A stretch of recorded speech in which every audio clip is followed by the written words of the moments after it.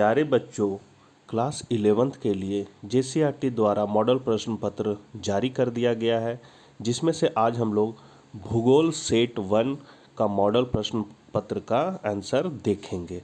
शुरू करने से पहले आपसे निवेदन है कि अपने चैनल इकोनॉमिक्स प्लस पर नए हैं तो चैनल को जरूर सब्सक्राइब करके बेल आइकन दबा लें। साथ ही ज्योग्राफी के बच्चों तक यह वीडियो जरूर शेयर करें। तो चलिए हम लोग आज कुछ नया सीखते हैं। देख सकते हैं कक्षा 11 है, विषय भूगोल है। 35 मार्क्स का रहेगा, 1.5 घंटा का रहेगा। टोटल क्वेश्चन आपका 19 रहेगा। 1 से 7 तक आपको 5 प्रश्न बनाना है, जिसमें से आपको 1 अंक मिलेगा। फिर आपका 8 से 14 तक के लिए 5 प्रश्न बनाना है, उसका 3 अंक मिलेगा। और 15 से 19 तक जो रहेगा उसमें से आपको 3 क्वेश्चन बनाना है, उसका 5 अंक मिलेंगे। तो अब पहला क्वेश्चन है बच्चों, अरब सागर में गिरने वाली 2 नदियों के नाम लिखे। तो नर्मदा नदी है और ताप्ती नदी है। दूसरा है, क्षेत्रफल की दृष्टि से सबसे बड़ा भारतीय राज्य कौन है? तो वो है राजस्थान। अफवाह तंत्र किसे कहते हैं?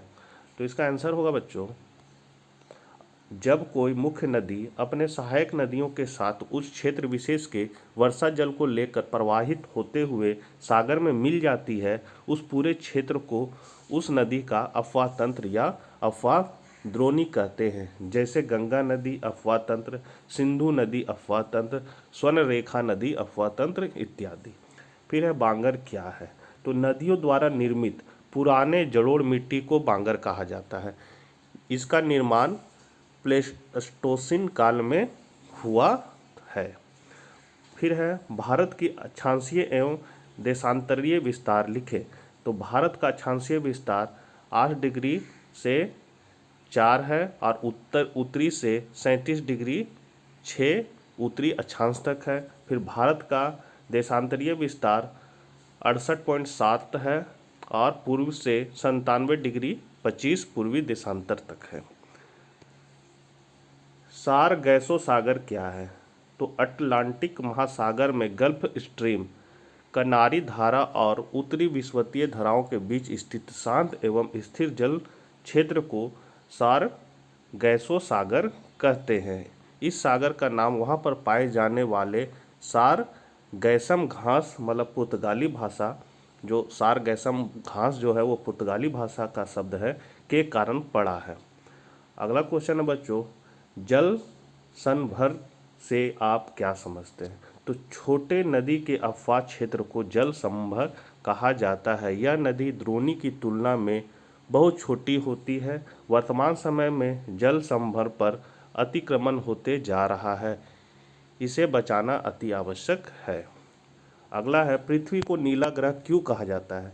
तो जल संपूर्ण सौर मंडल में केवल पृथ्वी पर पाया जाता है। जल द्वारा ही यहाँ पर जीवन संभव हुआ है।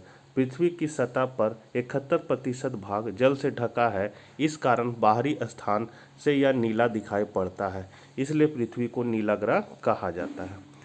9वां नंबर क्वेश्चन है, पारिस्थितिकी से आप क्या समझते हैं? तो जीव और पर्यावरण के बीच के पारस्परिक संबंध को पारिस्थितिकी कहा जाता है।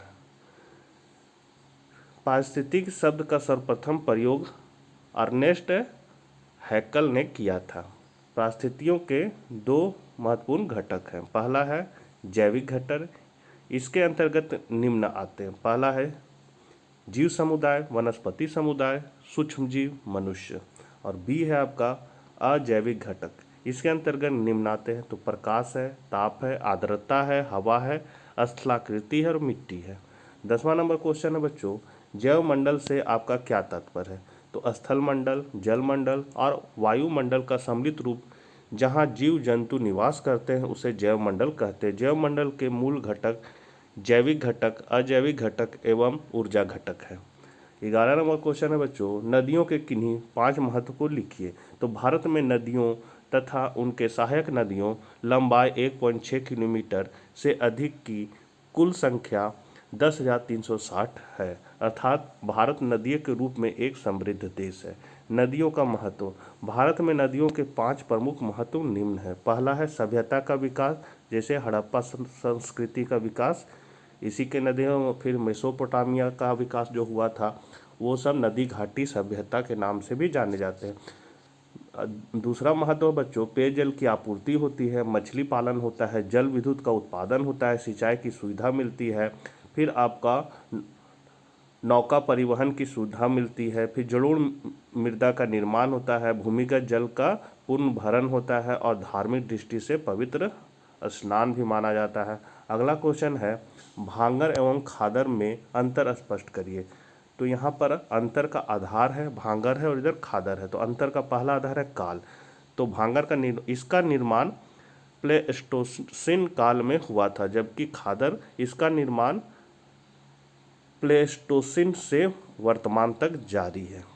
दूसरा अंतर है समय के आधार पर। तो पुराने जलोढ़ मिट्टी को बांगर कहा जाता है, जबकि नवीन जलोढ़ मिट्टी को खादर कहा जाता है। यहाँ मिट्टी हो जाएगा बच्चों। तीसरा अंतर है बाढ़। यहाँ तक बाढ़ का पानी नहीं पहुँच पाता है, जबकि यहाँ है खादर में यहाँ प्रत्येक वर्ष बाढ़ का पानी पहुँच जाता है। फिर है उपजाऊपन। तो तुलनात्मक रूप से कम उपजाऊ होता है और यह बहुत अधिक उपजाऊ होता है। 13 नंबर क्वेश्चन है, समुद्री जल की लवणता से आप क्या समझते हैं। तो समुद्र में जल का भार तथा उसमें खुले हुए पदार्थों के भार के अनुपात को लवणता कहते हैं। साधारण शब्दों में समुद्र के जल में घुले नमक की मात्रा को लवणता कहते हैं। इसे प्रति 1000 ग्राम जल में उपस्थित लवण की मात्रा (00) के रूप में दर्शाया जाता है। तो समुद्र के जल का औसत लवणता 33 डिग्री प्रति, ये लवण की मात्रा से 37 डिग्री प्रति 00 के बीच पाई जाती है। विश्व का सबसे अधिक लवणता टर्की के वान झील का है, जिसकी लवणता 330 डिग्री पर 1000 है। अगला क्वेश्चन है बच्चों, बायोम क्या है। तो पृथ्वी का ऐसा भूभाग जहाँ के समस्त वनस्पतियों एवं जीव जंतु की समान विशेषताएं प्रायः एक समान होती है, उसे बायोम कहा जाता है। जलवायु के आधार पर बायोम को 3 वर्गों में बांटा जाता है। पहला है टुंड्रा बायोम, फिर है आपका शीतोष्ण कटिबंधीय बायोम और फिर है उष्ण कटिबंधीय बायोम। इसे वनस्पति के आधार पर उपवर्गों में विभाजित किया जाता है, जैसे सवाना बायोम, मानसून बायोम आदि। 15 नंबर क्वेश्चन है बच्चों, पारिस्थितिकी संतुलन क्या है। इसके असंतुलन को रोकने के महत्वपूर्ण उपायों की चर्चा करें। तो जीव और पर्यावरण के बीच के पारस्परिक संबंधों को पारिस्थितिकी कहा जाता है। पारिस्थितिकी शब्द का सर्वप्रथम प्रयोग अर्नेस्ट हैकल ने किया था, जबकि इकोसिस्टम्स माने पारिस्थितिक तंत्र शब्द का सर्वप्रथम प्रयोग AC टांसले किया था। पारिस्थितिकी संतुलन, तो पर्यावरण में विभिन्न प्रकार के जीव जंतु, पेड़ पौधों एवं मनुष्य के आपस में प्रतिस्पर्धा एवं सहयोग को पारिस्थितिकी संतुलन कहा जाता है। प्राकृतिक पारिस्थितिकी तंत्र में स्वतः नियंत्रण की क्रियाविधि पाई जाती है, जिसे होम्योस्टेटिक क्रियाविधि कहते हैं, अर्थात पारिस्थितिकी स्वयं परिवर्तन करके पुनः स्थापित हो जाती है। पारिस्थितिकी असंतुलन के कारण, तो मनुष्य अपने सर्वांगीण विकास के लिए प्रकृति में इतने छेड़छाड़ किए हैं कि अब पारिस्थितिकी असंतुलन उत्पन्न हो गया है। इसके असंतुलन के प्रमुख कारण निम्न है। पहला क्या है बच्चों, बढ़ती हुई जनसंख्या। दूसरा है संसाधनों का अति दोहन। फिर है जंगलों की कटाई, कीटनाशक एवं उर्वरक का अत्यधिक प्रयोग। फिर है औद्योगिकरण, नगरीकरण, आधुनिकीकरण, प्राकृतिक आपदा और सविलुप्तता। तो पारिस्थितिकी असंतुलन के नियंत्रण के उपाय, तो प्राकृतिक कारणों से हुए असंतुलन को पारिस्थितिकी तंत्र अन्य भाग में परिवर्तन करके संतुलन कर लेती है, लेकिन मानव द्वारा इतना व्यापक परिवर्तन कर दिया है कि यह प्रदूषण का रूप ले लिया है। इसके असंतुलन को रोकने के महत्वपूर्ण उपाय निम्नलिखित है। पहला, जीव जंतु एवं पेड़ पौधों का संरक्षण, जैव विविधता वाले क्षेत्र में प्रतिबंध। फिर है वन, लकड़ी एवं वन जीव के स्थानीय एवं अंतर्राष्ट्रीय व्यापार पर प्रतिबंध। जीव जंतु एवं पेड़ पौधों के मूल आवास का संरक्षण एवं प्रतिबंध। अगला है वन एवं वन जीव संरक्षण के कानून का कड़ाई से पालन। फिर है वृक्षारोपण, जैविक कृषि, जनसंख्या नियंत्रण, प्रदूषण रहित उद्योग की स्थापना, आम नागरिकों को पारिस्थितिकी तंत्र के संरक्षण के प्रति जागरूकता। अगला क्वेश्चन है बच्चों, भारत के प्रमुख भौतिक विभागों के नाम लिखे और इनमें से किसी एक का विस्तृत वर्णन करें। तो भारत एशिया महादेश में स्थित है। इसका विस्तार 8 डिग्री मतलब उत्तरी 8.4 उत्तरी अक्षांश से 37.6 उत्तरी अक्षांश तक तथा 68.7 पूर्वी देशांतर से 97.25 पूर्वी देशांतर तक है। यह लगभग कितना है बच्चों? इकाई, दहाई, सैकड़ा, हजार, 10,000, लाख, 10 लाख, 32,87,263 वर्ग किलोमीटर क्षेत्र में फैला हुआ है। भारत की प्रमुख भू आकृति निम्न है। पहला है हिमालय का पर्वतीय प्रदेश, फिर उत्तरी मैदान, प्रायद्वीपीय पठार, भारतीय मरुभूमि, समुद्री तटीय मैदान और द्वीप समूह। इसको हम लोग एक चित्र में देख सकते हैं। ये जो है, ये जो आपका है, ये यहाँ से ये आपका है गंगा एवं ब्रह्मपुत्र का मैदान। फिर आपका ये जो बिंदु बिंदु वाला है, तीसरा नंबर जो लिखा हुआ है, वो है आपका दक्षिण का पठार। और फिर पहाड़ी प्रदेश आपका ये ऊपर वाला है, ये सब जो लाइन वाला है वो पहाड़ी पठार। तो इस तरह इसे बांटा गया है। एक नज़र इसको आप लोग देख लीजिए, छोटा सा ग्राफ बना दीजिएगा। आगे हम लोग बढ़ते हैं। इसमें से एक का वर्णन करना है, तो समुद्र तटीय मैदान का वर्णन हम लोग कर रहे हैं। भारत का प्रायद्वीपीय पठार पूरब और पश्चिम में पतले समुद्र तटीय मैदान से घिरा है।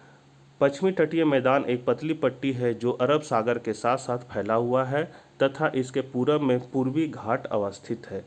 इस पश्चिमी तटीय मैदान का उत्तरी भाग कोंकण मुंबई से गोवा कहलाता है। मध्यवर्ती भाग कन्नड़ तथा दक्षिणी भाग मालाबार तट कहलाता है। बंगाल की खाड़ी के साथ विस्तृत मैदान चौड़ा एवं समतल है। उत्तरी भाग में इसे उत्तरी सरकार कहा जाता है, जबकि दक्षिणी भाग को कोरोमंडल तट के नाम से जाना जाता है। 17 नंबर क्वेश्चन है बच्चों, मृदा अपरदन क्या है? इसके रोकथाम के उपाय बताएं। तो मिट्टी का कटाव मृदा अपरदन कहलाता है, अर्थात मिट्टी के ऊपरी परत का हटना या मिट्टी के उर्वरा शक्ति में कमी होने मृदा अपरदन कहते हैं।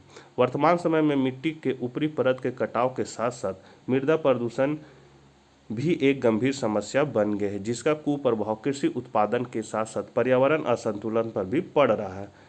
मृदा अपरदन से रोकथाम के उपाय। तो मृदा अपरदन के रोकथाम के लिए निम्न उपायों को करना अति आवश्यक है। पहला, पर्वतीय एवं पठारी क्षेत्र में सीढ़ी नुमा खेती। दूसरा है वृक्षारोपण। तीसरा है अतिचारण से बचाव। फिर है समुचित जुताई। फिर 15 से 20% ढाल प्रवणता पर भूमि उपयोग नहीं करना।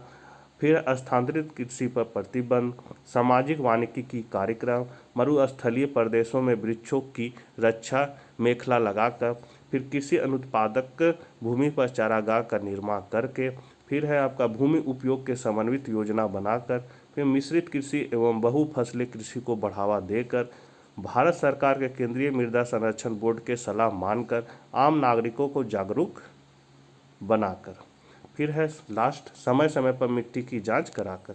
18 नंबर क्वेश्चन है बच्चों, उत्तर भारतीय नदियों की महत्वपूर्ण विशेषताएं क्या है? ये प्रायद्वीपीय नदियों से किस प्रकार भिन्न है? तो भारतीय नदियों का उद्गम हिमालय पर्वतमाला से है। ये नदियां सालों भर प्रवाहित होती है।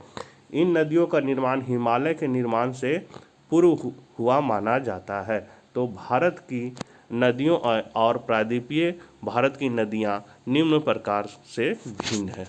तो निम्न प्रकार से भिन्न है, यहाँ देख सकते हैं। अंतर का आधार है उत्तर भारतीय नदियां हैं और इधर है प्रायद्वीपीय नदियां। तो उद्गम स्थल तो हिमालय पर्वत से निकलती है उत्तर भारतीय नदियां, जबकि प्रायद्वीपीय क्या है? अरावली, पश्चिमी घाट या सतपुड़ा, महादेव, मैकाल श्रेणी से निकलती है। फिर है प्रवास मौसम, तो सदावाहनी अर्थात सालों भर प्रवाहित रहती है और ये है मौसमी अर्थात वर्षा ऋतु में प्रवाहित होती है। फिर है जल प्राप्ति स्रोत, तो इन नदियों को जल हिम और वर्षा दोनों से प्राप्त होता है, जबकि प्रायद्वीपीय क्या है? इन नदियों को केवल वर्षा से जल प्राप्त होता है। फिर है जल ग्रहण क्षेत्र, बहुत बड़ी अपवाद-द्रोणी है, जबकि यह अपेक्षाकृत छोटी अपवाद-द्रोणी है। अवस्था, यह युवावस्था में है, जबकि यह क्या है? यह प्रौढ़ावस्था में है। फिर प्रमुख नदियाँ, तो इसकी प्रमुख नदियाँ हैं गंगा, सिंधु, ब्रह्मपुत्र इत्यादि, और जबकि इसकी प्रमुख नदियां हैं गोदावरी, महानदी, कृष्णा, कावेरी, नर्मदा इत्यादि। अब लास्ट क्वेश्चन है बच्चों, भारत के मानचित्र में निम्नलिखित को दर्शाइए। तो नर्मदा एवं ताप्ती नदियों को दिखाना है, कोरोमंडल क्षेत्र दिखाना है, चिल्का झील दिखाना है, लक्षद्वीप दिखाना है, अंडमान निकोबार द्वीप समूह दिखाना है। तो इसको हम लोग यहाँ पर हम लोग इसको देख सकते हैं ग्राफ को। ये जो आपका है यहाँ ये एरिया ये चिल्का झील का है, ये आपका जो ये ऊपर वाला लाइन है ये नर्मदा नदी है और नीचे वाला लाइन आपका ताप्ती नदी है। यहाँ से यहाँ तक का ये पूरा क्षेत्र कोरोमंडल कहलाएगा। ये जो इधर साइड में डॉट डॉट दिख रहा है ये लक्षद्वीप है और यहाँ पर जो डॉट डॉट दिख रहा है वो अंडमान एवं निकोबार है। तो बच्चों इसको देख कर आप लोग मैप में टिक लगा लीजिएगा। मिलते हैं नेक्स्ट वीडियो में। वीडियो को शेयर जरूर कीजिएगा भूगोल के बच्चों तक। तब तक के लिए आज्ञा दीजिए। Bye bye.